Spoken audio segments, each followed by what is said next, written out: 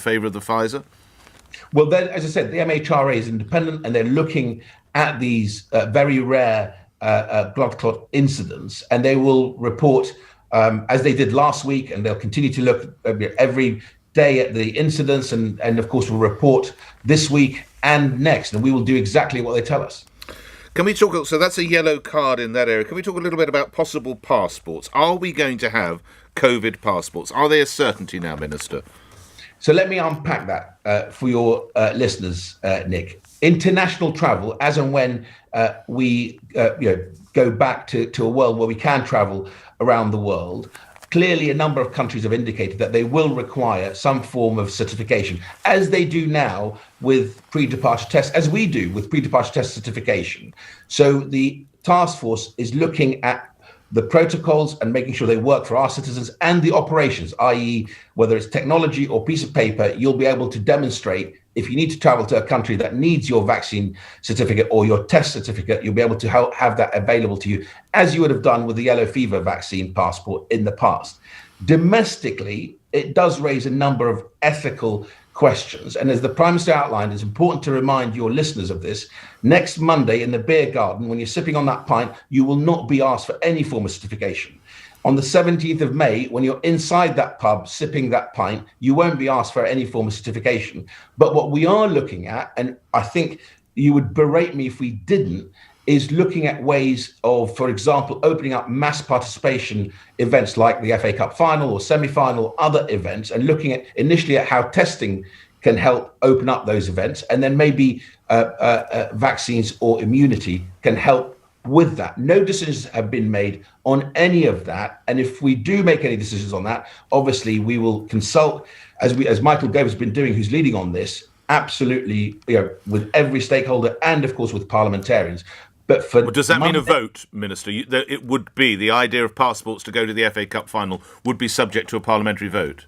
Well, first of all, let's not jump the gun. There is no, at the moment, plan. At the moment, all we're doing is doing pilots, looking at this.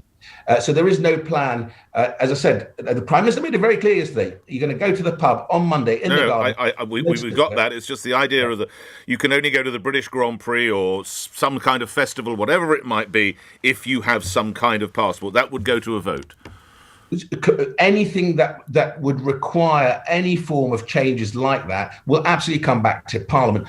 The really important thing, Nick, is if I was sitting here and another country, whether in Europe or Israel, had found a way of opening up more of their economy by using technology, you'd be saying to me, Minister, why didn't you look at this? Why didn't you at least leave no stone unturned? And that's exactly what we're doing. Ultimately, if we keep in mind what we're all trying to do together is to open up the economy whilst we control the virus, we won't get this wrong. Open up the economy. Sadly, we seem to have rather open borders as well. You'll be aware, Minister, that around 20,000 people on average arrive in this country each day. 40%, 8,000 are tourists, according to Border Force figures. You'll be aware a Peruvian tourist was granted a visa. His reason for travelling to the United Kingdom was to visit Big Ben. Why can it would appear they can come here, but we can't go to their respective countries? Why are the borders still open? Well, first of all, if people are coming here, they have to do a pre-departure test. They've got to do 2 more tests when they are in this country. They've got to quarantine. If they're British residents coming from the red list countries, there are 39 countries. We're adding Pakistan and Kenya and Philippines and Bangladesh to that list this week. We've got one of the most stringent border controls related to this virus. How did someone get in to see Big Ben if it's that stringent, Minister? Well, look, again, enforcement has been pretty good. Millions of checks have been made, but people sometimes do slip through. But ultimately, that person would have had to, the reason you know about it, they've had to fill in a passenger locator form, because if they don't, they get fined and the airline gets fined. They had to have a pre-departure test, which they would have had and would have been negative, otherwise they wouldn't have been able to travel. So we have a pretty stringent border control system. We review it all the time to make sure it's as tight as we can make it. You've seen the move on hauliers having a test after 2 days being in this country. If they need to be here for longer, they have a test every 3 days. So lot of work. Minister, it seems strange. Last week, your government brought in a £5,000 fine, if I arrive at the airport with the intention of going on holiday and there's no justifiable reason. So I'm fined £5,000 as a British citizen. Meanwhile, other people can come into this country to go and see the tourists, so see the tourist hotspots, such as Big Ben. Doesn't seem fair, Minister.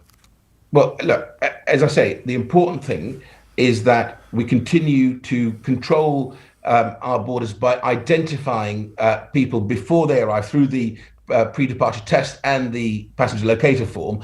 If somebody's got through that system incorrectly, then we'll obviously look at that. But at the same time, the enforcement is pretty strong. Ultimately, we want to open up air travel as quickly as possible without allowing the virus to resurge in the way we're seeing, sadly, so close to us in Europe and other countries around the world. So this isn't a sort of a contest to try and lock down as hard as possible our citizens. It's just to make sure that we control the virus whilst we vaccinate at scale, and then of course open up according to the roadmap as quickly as we can. Grateful for your time, as ever. Thank you, Nadhim Zahawi, Vaccines Minister, appearing here on LBC, where the 8 o'clock news is next. On your radio, on Global Player, and Play LBC. leading Britain's conversation. This is LBC. From Global's newsroom at 8 o'clock, travel industry leaders are calling for more clarity on when foreign holidays can return. The Prime Minister said last night that he's hopeful international travel can resume from the 17th of May with a traffic light system for destinations, but he